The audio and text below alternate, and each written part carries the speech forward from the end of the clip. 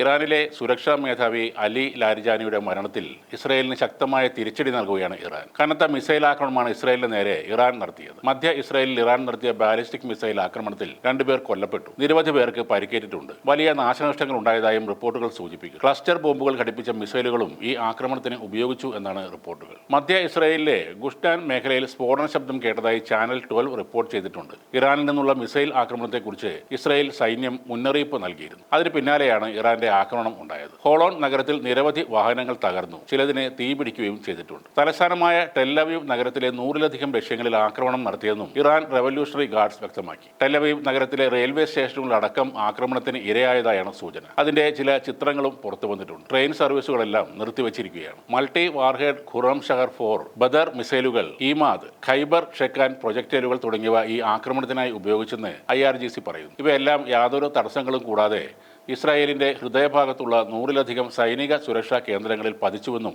IRGC പറഞ്ഞു. തിരിച്ചടിയുടെ ഈ ഘട്ടത്തിൽ ഏറ്റവും നിർണായകമായത് ഇസ്രായേലിന്റെ വ്യോമ പ്രതിരോധ സംവിധാനങ്ങളുടെ തകർച്ചയാണെന്നും കൂടെ IRGC പറയുന്നു. ഇറാന്റെ ഈ തിരിച്ചടിക്ക് പിന്നാലെ ടെല്ലവീവിൽ വൈദ്യുതി തടസ്സം ഉണ്ടായതായും റിപ്പോർട്ടുകൾ വ്യക്തമാക്കുന്നു. ഇത് സാഹചര്യം കൂടുതൽ വഷളാക്കിയതായി ഇസ്രായേലി മാധ്യമങ്ങളും റിപ്പോർട്ട് ചെയ്തിട്ടുണ്ട്. പരിക്കേറ്റവരെ ആശുപത്രിയിലേക്ക് മാറ്റുന്നതിനെ തടസ്സപ്പെടുത്തിയെന്നും ചില അന്താരാഷ്ട്ര മാധ്യമങ്ങൾ റിപ്പോർട്ട് ചെയ്തു. കഴിഞ്ഞ ദിവസം ഇസ്രായേൽ നടത്തിയ ആക്രമണത്തിൽ അലി ലാരിജാനിക്ക് പുറമെ മകനും സഹായി അലി റസ ബയാത്ത് ഉൾപ്പെടെ നിരവധി അംഗരക്ഷകരും കൊല്ലപ്പെട്ടിരുന്നു. ഇറാൻ ദേശീയ സുരക്ഷാ കൗൺസിൽ തന്നെ ഇക്കാര്യം സ്ഥിരീകരിക്കുകയുണ്ടായി. ഇറാനിലെ Basij force commander Gholam Reza സുലൈമാനിയും കൊല്ലപ്പെട്ടവരിൽ ഉൾപ്പെടുന്നു. പരമോന്നത നേതാവായിരുന്ന അയതൊള്ള അലി ഖമനേയി കൊല്ലപ്പെട്ട ശേഷം ഇറാൻ ഭരണകൂടത്തെ സുസംഘടിതമായി നിർത്തുന്നതിൽ സുപ്രധാന പങ്കുവഹിച്ച ആളാണ് പരമോന്നത സുരക്ഷാ കൗൺസിൽ മേധാവി അലി ലാരിജാനി. അദ്ദേഹത്തെ വധിച്ചതിന് തീർച്ചയായും പ്രതികാരം ചെയ്യുമെന്ന് IRGC നേരത്തെ പ്രഖ്യാപിച്ചിരുന്നു. ഇന്ന് രാത്രി ശത്രുവിന്റെ ആകാശം നിങ്ങൾക്ക് കൂടുതൽ വർണ്ണാഭമായിരിക്കും എന്ന് ഇറാൻ ഇസ്ലാമിക് റവല്യൂഷണറി ഗാർഡ് കോറിന്റെ എയർഫോഴ്സ് കമാൻഡർ സർദാർ മൗസവി പറഞ്ഞിരുന്നു. വേഗത്തിലുള്ള തിരിച്ചടിക്കും അദ്ദേഹം